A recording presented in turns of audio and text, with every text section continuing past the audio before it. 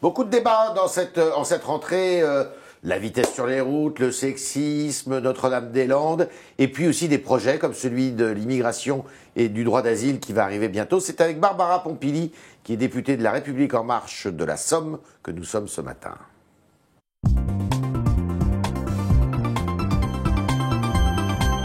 Barbara Pompili, bonjour, bienvenue dans ces studios. Alors, là, il y a deux pétitions qui s'entrechoquent, justement sur une pétition hier qui a fait beaucoup de bruit, signée notamment par Catherine Deneuve, et qui par beaucoup de femmes écrivains aussi, qui disent la drague, c'est pas le viol, il faut pas tout confondre. Et puis ce matin, Caroline Dehaas, qui est une militante féministe de la première heure, les renvoie dans leur but. Vous, la vérité, elle est où, et vous, votre opinion surtout? Mon opinion, c'est qu'il va y avoir un avant et un après l'affaire Weinstein, et c'est très bien. Je crois qu'il y a eu une libération de la parole qui a tout déclenché et qui permet aujourd'hui vraiment de dire il y a un certain nombre de comportements qui ne peuvent plus exister. Les femmes ne sont pas juste à la disposition des hommes, comme certains pouvaient le croire. Maintenant, évidemment, dans des cas comme ça, il peut y avoir justement des exagérations. Et il est vrai que le balancier était tellement d'un côté qu'on voit qu'il part de l'autre côté. Draguer, c'est pas violer ? Non, draguer, c'est pas violer. Maintenant, la tribune qui a été faite hier, je crois qu'il y a des mots qui sont prononcés dans cette tribune qui sont maladroits dans la période, notamment sur les frotteurs, notamment sur la drague lourde. Donc c'est les hommes qui ont tendance à se frotter dans le métro sur les femmes. Et on a je crois, toutes les femmes ont vécu des situations comme ça. Donc, le fait de maintenant dire c'est inacceptable, il faut quand même le maintenir.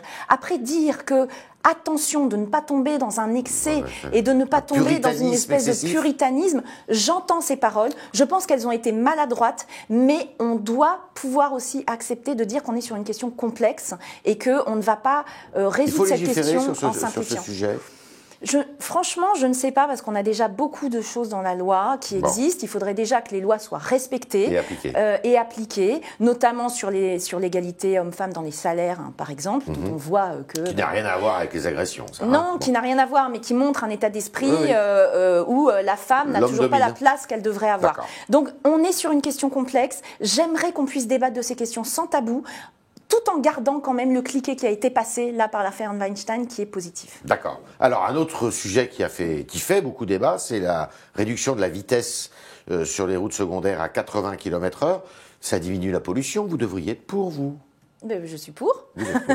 Je suis pour plein de raisons. C'est vrai qu'on a là un sujet qui touche plusieurs choses, qui touche la question de la sécurité routière. Aujourd'hui, on a trop de morts sur les routes et des études montrent qu'on pourrait économiser, mon Dieu, le terme n'est pas bon, mais que des vies pourraient être épargnées en baissant la vitesse. Ça vaut quand même le coup d'être testé, dans la mesure surtout où on se rend compte que finalement, ça fait perdre 3 minutes sur 40 km de trajet. C'est rien. Vous ne comprenez pas les arguments de ceux qui sont contre ? J'entends, sauf que moi, quand il y a une mesure qui permet de sauver des vies, qui permet de baisser la pollution, on est sur 30% d'émissions de gaz à effet de serre en moins, dans une période où on cherche par tous les moyens de s'attaquer à la question du réchauffement climatique, je pense que l'idée de mettre ça en place, et puis de dire, il y a une clause de revoyure en plus en 2020, ça me paraît être une bonne solution. Et puis je rappelle pour les automobilistes que ça, en moyenne, ça pourra leur faire économiser à peu près 120 € des frais d'essence par an, ce qui n'est pas négligeable. D'accord. Alors, il y a un autre dossier qui a fait beaucoup de bruit, c'est Ryan Nezar, qui était le porte-parole de votre éphémère, de votre parti politique, La République En Marche. Bon, il a été obligé de démissionner parce qu'il avait envoyé des tweets très injurieux il y a fort longtemps, mais contre beaucoup de personnalités politiques, notamment de droite. Vous êtes libéré, il fallait le faire. Pourquoi vous l'avez nommé ? Il faut que tout le monde se rende compte. Peut-être pas vous. Mais... Non, mais il faut que tout le monde se rende compte qu'aujourd'hui, il y a une mémoire sur tout. Donc, quand on écrit quelque chose, c'est public et c'est public pour toujours. Donc, quand on est responsable politique ou qu'on a vocation à l'être, il faut qu'on fasse attention à ce qu'on dit. Les temps ont changé. Et qu'on fasse attention aux réseaux sociaux. Les réseaux sociaux, pour moi, c'est vraiment un lieu dangereux parce que c'est un lieu où la parole se libère dans le mauvais sens du terme. Aujourd'hui, la loi n'est pas respectée dans les réseaux sociaux. Aujourd'hui, on peut faire des menaces de mort dans les réseaux sociaux. Et le rôle des personnages politiques, à mon sens, c'est d'être assez exemplaire et de faire attention à ce qu'on dit. Donc, Quand on fait des bêtises, je conçois que maintenant il est pris conscience, qu'il a grandi et je pense qu'il ne doit pas être condamné à vie pour ça. Maintenant, on a des responsabilités et il faut qu'on les prenne. Donc quand on fait des erreurs, c'est normal qu'on en assume les conséquences. D'accord. Alors, il y a un sujet qui divise. C'est un des premiers sujets qui semble beaucoup diviser votre groupe parlementaire notamment. C'est celui de l'immigration pour lequel le gouvernement travaille à un projet de loi et à l'asile. Et il y a un avertissement qui a été lancé aujourd'hui par plusieurs députés de La République En Marche pour dire attention, restons humanistes. Vous êtes de ceux-là ? Qui ne peut pas être pour ça la question de l'immigration, c'est une question très délicate. Si la baguette magique existait pour régler le problème de manière parfaite, on s'en servirait. Aujourd'hui, on voit qu'on a un problème d'afflux de personnes migrantes qui est important. On va en avoir de plus en plus. Il faut aussi se mettre ça dans la tête, puisque il y a le problème du climat, et on voit que les réfugiés climatiques deviennent de plus en plus nombreux et sont aujourd'hui plus nombreux que les réfugiés de guerre. Il faut avoir ça en tête. La question, elle ne va pas se résoudre que d'un seul biais. Il va falloir s'attaquer à la raison pour laquelle les gens partent. Donc il y a une question de coopération internationale. En France, il y a plus de gens qui viennent pour des raisons économiques que pour des raisons politiques. Oui, mais c'est pour ça qu'il faut aussi une coopération internationale avec les pays d'origine. D'accord. Et donc ça ne peut pas. On ne peut pas avoir une politique d'un seul bloc. Il faut avoir plusieurs armes, entre guillemets. Alors, est-ce que vous comprenez la circulaire qui est parue, qui est sortie au mois de décembre, au terme de laquelle, il y a un contrôle qui peut être effectué dans les centres d'hébergement des demandeurs d'asile, justement, pour savoir ceux qui, effectivement, sont éligibles au droit d'asile et les autres? Je crois que cette circulaire, on aurait dû plus en parler avant parce qu'on aurait peut-être évité des débats qu'on a aujourd'hui. La question de pouvoir traiter les demandes le plus en amont possible, c'est plutôt une bonne chose. Aujourd'hui, on voit qu'un des problèmes, c'est que les demandes traînent, qu'on passe des mois et des mois. Parfois, il y a même des années qui s'écoulent avant qu'une décision définitive ne soit prise. Pendant ce temps-là, les personnes qui sont en demande d'asile sont des personnes qui ne peuvent pas travailler, qui ne peuvent pas faire de projet, qui ne peuvent pas s'intégrer, qui sont dans une espèce d'entre-deux très mauvais. Donc, quand elles n'ont pas droit à l'asile, les procédures, c'est une bonne chose. Donc, essayer de faire ça de la manière la plus efficace possible, je ne suis pas contre. Après, n'oublions jamais que nous avons affaire à des personnes humaines qui ont une histoire, qui sont souvent déracinées pour des raisons X ou Y. Certes, mais vous voyez bien que les demandeurs d'asile, on a vu leur provenance géographique récemment, puisqu'il y a eu une étude qui est sortie, et très peu viennent de pays qui sont effectivement en guerre. Les premiers sont les Albanais, après vous avez beaucoup de Soudanais, vous avez des Afghans évidemment, mais vous avez beaucoup d'Ivoiriens. Au Soudan, il n'y a pas de problème. Non, mais bien sûr, mais vous avez beaucoup d'Ivoiriens, beaucoup de ressortissants d'Afrique de l'Ouest notamment. Ce ne sont pas des pays en guerre. Non, c'est pour ça. Qu'est-ce qu'on fait de ceux-là? On les renvoie quand ils ne sont pas éligibles? Nous avons des lois qui aujourd'hui existent. Encore une fois, nous ne partons pas de rien. Il y a des personnes que nous devons accueillir qui sont les personnes qui ont droit à l'asile. Celles-là, il faut non seulement qu'on les accueille bien, mais il faut aussi qu'on puisse leur permettre de s'installer et de vivre correctement dans notre pays. Pour l'instant, ce n'est pas encore le cas. Ensuite, il y a des personnes qui viennent pour des raisons économiques. Ces personnes-là, elles n'ont pas forcément vocation à rester, mais dans ces cas-là, il faut faire les choses correctement. Et encore une fois, faire en sorte que ça ne traîne plus. Le fait que ça traîne, aujourd'hui, nous avons des personnes qui sont entre deux systèmes, ce n'est pas bon. Le président de la République a eu des propos assez fermes là-dessus, en répondant à une dame, en disant « Mais attendez, moi je ne peux pas… reprenant un peu la phraséologie de Rocard, la France ne peut pas accueillir toute la misère du monde. Et puis en disant aussi, mais moi, qu'est-ce que je vais dire à mes classes moyennes qui, elles aussi, souffrent si j'accueille tout le monde? Vous comprenez ça? Il faut qu'on fasse attention à toutes ces paroles-là. Ne pas accueillir toute la misère du monde. D'abord, on se rend compte que les demandes qui sont faites en France sont moins nombreuses que dans d'autres pays. En Allemagne, c'est beaucoup plus nombreux. Ensuite, on sait que l'immigration économique est aussi un facteur de développement économique. Essayons aussi d'avoir une pensée un petit peu factuelle et non une pensée trop affective. Parce que quand on voit certaines paroles qui sont faites, on a l'impression d'un seul coup qu'on est envahi. Aujourd'hui, ce n'est pas le cas. Aujourd'hui, on a la possibilité d'intégrer toute une partie de la population. On en a besoin. Une immigration zéro, ça n'existera jamais. Notre pays s'est enrichi. Là, on parle de l'immigration clandestine, Barbara Pompili. C'est-à-dire des gens qui sont irrégulières. Mais si, quand même. Pas seulement. Oui, pas seulement. Mais enfin, il y a plus de gens qui viennent sans papier, quoi. C'est de cela dont on parle. avec un visa tourisme, etc. Enfin, 100 000 demandeurs d'asile. Il y a plusieurs options. Cette dernière année, hein, quand même. Oui, c'est beaucoup. Oui, c'est relativement beaucoup. Mais encore une fois, on ne résoudra pas le problème simplement à la fin. C'est-à-dire que, encore une fois, j'insiste beaucoup, on n'a pas assez travaillé sur la coopération internationale, que ce soit au niveau européen ou au niveau de notre pays, vis-à-vis des pays d'Afrique, vis-à-vis des pays qui sont touchés par le réchauffement climatique. J'insiste là-dessus. Le réchauffement climatique va être un vecteur d'immigration très fort. Et qui sera un critère à prendre en compte pour la demande d'asile ? Mais quand quelqu'un ne peut plus vivre chez lui, qu'est-ce que vous voulez faire? Quelqu'un qui a le désert, qui a avancé par exemple, et qui ne peut plus manger, qui crève de faim chez lui, c'est normal qu'il se déplace. Donc à un moment, trouvons des solutions ensemble. Est-ce qu'il faut conditionner vis-à-vis des pays de départ l'aide à ces pays-là en fonction de leur coopération, de leur bonne coopération pour retenir leur population ? Conditionner, je ne sais pas. Maintenant qu'il puisse y avoir un travail en commun qui soit fait. Donnant. Pourquoi pas? Mais encore une fois, il faut regarder avec quel pays, parce que il y a des pays avec des institutions qui fonctionnent bien, avec un système économique qui fonctionne bien. Avec la Côte d'Ivoire, on peut effectivement discuter et on peut essayer de trouver des solutions ensemble. On peut travailler aussi à des formations, au fait que les personnes souhaitent rester. Aujourd'hui, il y a des choses qui sont faites en Côte d'Ivoire qui sont très intéressantes, notamment sur l'agriculture. Travaillons à des programmes en commun là-dessus. Il y a plein de choses à faire, mais encore une fois, sortons du simplisme. C'est pas tout blanc ou tout noir, cette histoire. Vous voterez ce projet de loi ? Je l'ai pas vu. Ouais. Donc, le travail qui est en train d'être fait là, ouais. Le fait qu'il y ait eu un débat sur cette circulaire, c'est plutôt une bonne chose parce qu'aujourd'hui, en amont de la loi, on essaye de faire en sorte de trouver un texte qui soit le plus équilibré possible et encore une fois le plus humaniste possible. Vous avez parlé d'humanisme, mais oui, là, on ne parle pas de paquets de patates, là. On parle d'êtres humains. Vous arrivez à vous faire entendre à l'intérieur de votre parti et de votre groupe ? On dit que vous êtes un parti godillot, c'est ce qu'on entend. Oui, bien sûr. Oui. Alors ça me fait doucement rigoler. Ouais. Ça me fait doucement rigoler. Vous êtes heureuse dans votre nouveau parti là?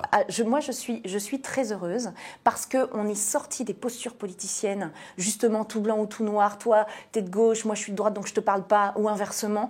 On est avec des gens qui essayent de trouver des réponses concrètes à des problèmes concrets. Et donc, qui acceptent de se confronter à la complexité. Mais le débat est possible? Bien sûr que le débat est possible. Et on a beaucoup de débats entre nous. Et globalement, l'idée, c'est justement d'avoir des débats en amont pour après avoir des textes qui puissent s'appliquer. Et c'est pas ça, être godillot. Être godillot, ça veut dire accepter tout et n'importe quoi sans rien dire. Vous venez de l'écologie. Est-ce que le président de la République en fait assez sur ce terrain? Il en fait beaucoup plus que ce qui était même prévu au départ. Donc moi, j'en suis absolument ravie. Le président de la République n'a pas une culture écologiste. C'est une évidence. Maintenant, il a compris l'importance de ce sujet, que ce soit en termes d'enjeux, on en a évoqué certains sur le réchauffement climatique, mais aussi l'enjeu en termes de développement économique. On est en train de créer un nouveau modèle économique qui va créer des emplois non délocalisables, qui va permettre un mieux-être, qui va permettre aux gens de pouvoir... Ça fait longtemps qu'on nous sert cette... Oui, mais sauf que là, on est en train de rentrer dans le concret. Il y a des mesures qui ont été prises pour le plan climat, notamment pour aider les populations à pouvoir isoler leur logement, par exemple. Ça va être tout de suite des baisses de dépenses, et des baisses de Nicolas Hulot etc. dit qu'on ne sera pas au rendez-vous de 2025 pour baisser l'électricité d'origine nucléaire de 70 à 50%. C'est raisonnable de dire ça?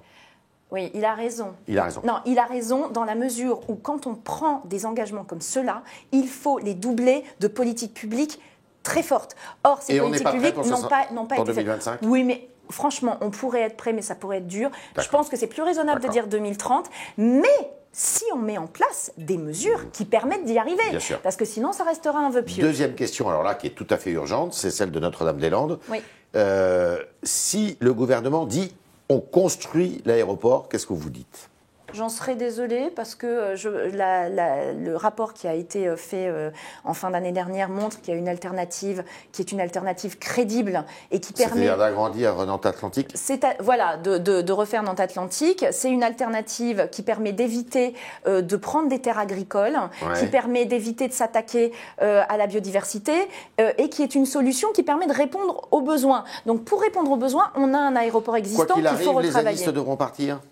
Oui, il faut qu'on revienne à l'état de droit au niveau de la ZAD. Il faut le faire intelligemment. Il y a des propositions qui commencent à sortir sur la manière dont on pourrait organiser tout ça. Ouais. Encore une fois, ne faisons pas ça dans la violence. Certains n'attendent que ça, soyons clairs. Sur place ?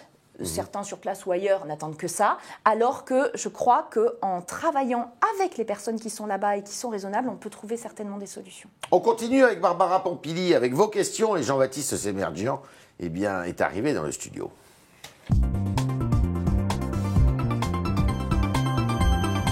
Jean-Baptiste, bonjour. Bonjour Yves, bonjour Barbara Pompili. Une première question de Boussanov. Il vous reproche d'avoir trahi votre parti, les Verts, un petit peu comme Gérald Darmanin ou Manuel Valls ont pu trahir aussi leur parti. Comment vous réagissez, vous, à cette critique virulente qui est récurrente sur les réseaux sociaux ? Oui, mais j'ai quitté les Verts à l'époque des élections régionales parce que les Verts, dans ma région, dans les Hauts-de-France, avaient décidé que ce n'était pas grave de prendre le risque de faire gagner le Front National. Il ne fallait surtout pas s'allier pour éviter la victoire du Front National. À partir de ce moment-là, je ne pouvais plus rester dans ce parti. Donc, je suis restée, entre guillemets, sans parti, même si on était restés quelques écologistes ensemble pendant 2 ans. Donc, dire que j'ai trahi mon parti, c'est bien méconnaître Vous n'avez pas quitté Europe Écologie Les Verts pour aller directement à La République En Marche ? Non, je suis partie 2 ans avant. Donc On reste sur les Verts. Richard vous demande des nouvelles de Jean-Vincent Placé et de Cécile Duflot. Vous êtes encore en contact ? Avec Cécile Duflot, pas du tout. Et Jean-Vincent Placé, je m'étais dit justement qu'il faudrait que je prenne un peu de ses nouvelles. Ça fait longtemps que j'en ai pas eu. Naing affirme que les députés En Marche ont interdiction de signer des propositions et amendements d'autres groupes à l'Assemblée nationale. Est-ce que c'est vrai ? Non, c'est pas une interdiction, mais c'est plutôt l'idée de dire que quand on a des propositions à faire, on les fait ensemble et donc plutôt que d'aller prendre les idées des autres. Mais c'est pas un absolu tout ça, c'est pas un absolu. Si jamais ça devait se présenter, vous le feriez ? Ah bah si une fois il y a vraiment une proposition à laquelle je me retrouve complètement, je vois pas pourquoi je la signerais pas. Enfin, il faut justement, ça c'est les vieilles postures aussi. Donc essayez d'avoir un minimum de cohérence de groupe, de travailler ensemble et d'éviter de s'éparpiller, de se disperser. C'est logique que le groupe Il n'y a pas un excès de caporalisme à La République En Marche ? Franchement, si on avait vu le profil des députés, qui sont des députés qui viennent de la société civile, qui n'ont pas été habitués à la discipline comme ça de groupe, ça ne tiendra pas bien longtemps. Donc non, il faut qu'on ait une organisation cohérente, il faut qu'on essaye de travailler ensemble et de faire des choses ensemble. Maintenant, le caporalisme ne pourra jamais être une solution. Voltian, Madame Pompili, vous ne faites pas assez pour protéger la biodiversité. Les néocotinoïdes sont autorisés jusqu'en septembre et le glyphosate pour encore quelques années. Est-ce que vous êtes capable, vous, de rassurer Voltian avec 2 actions que vous avez menées là récemment ?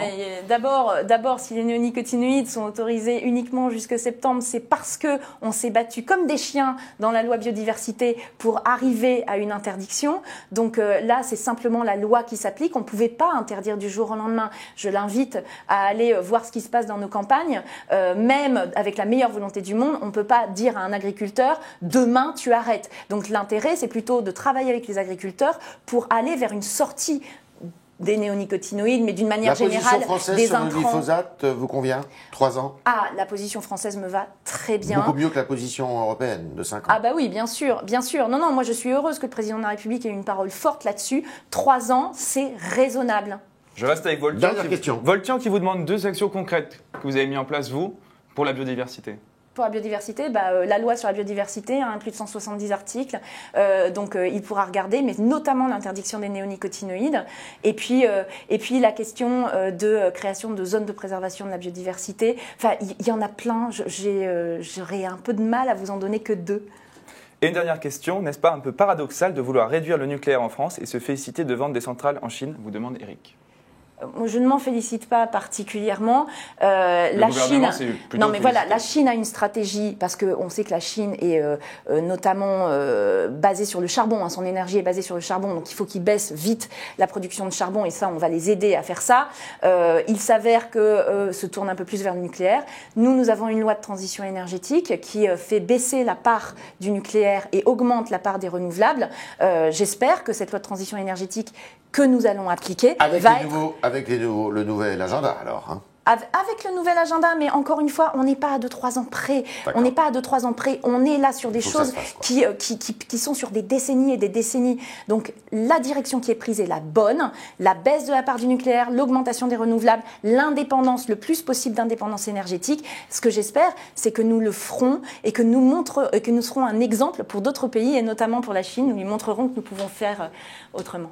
Voilà, c'était les réponses à vos questions, à nos questions de Barbara Pompili, députée de La République En Marche, députée de la Somme, et qui est aussi présidente de la commission du développement durable à l'Assemblée nationale. Merci Barbara Pompili, merci Jean-Baptiste Sémerjian, et à demain pour de nouvelles aventures.